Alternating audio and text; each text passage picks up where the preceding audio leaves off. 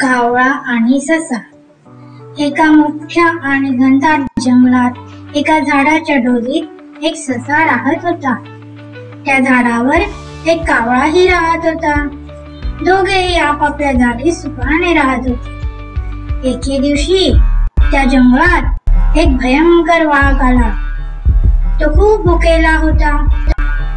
त्याने दूरवर सशाला पाहिले आणि लगेच त्याच्यावर हल्ला करायला धाव घेतली. ससा तर खूप चपळ होता. त्याने पटकन झाडाच्या जोडीत शिरून आपला जीव वाचवला. पण वाघ खूप दूरचा होता. त्याने सशाला तिथेच पार ठेवली आणि ठरवले की ससा बाहेर येईल तेव्हा त्याला खाऊन टाकू. सशाने कावळ्याला मदतीसाठी विनंती केली. कावळा हुशार होता. त्याने विचार केला आणि एक योजना आखली. कावळ्याने वाघाला म्हणले, मित्रा, तू येथे सशाची वाट बघत काय करत आहेस? इथे जवळ एक मोठा हरणांचा कळप आहे. तू त्यांना खाऊ शकतोस. त्यांच्याबद्दल तुला काही माहित नसेल कदाचित.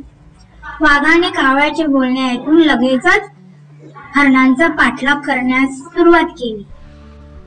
कावळ्याने त्याला एका खोल खड्ड्यात नेले जो पाण्याने भरलेला होता. वाघाला खड्डा दिसलाच नाही आणि त्यात पडून त्याचा जीव गेला.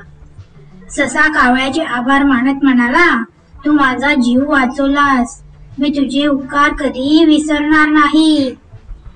या कथेतून आपल्याला शिकायला मिळते की धूर्त आणि हुशार असणे कधीही शारीरिक ताकदीपेक्षा जास्त महत्वाचे असते.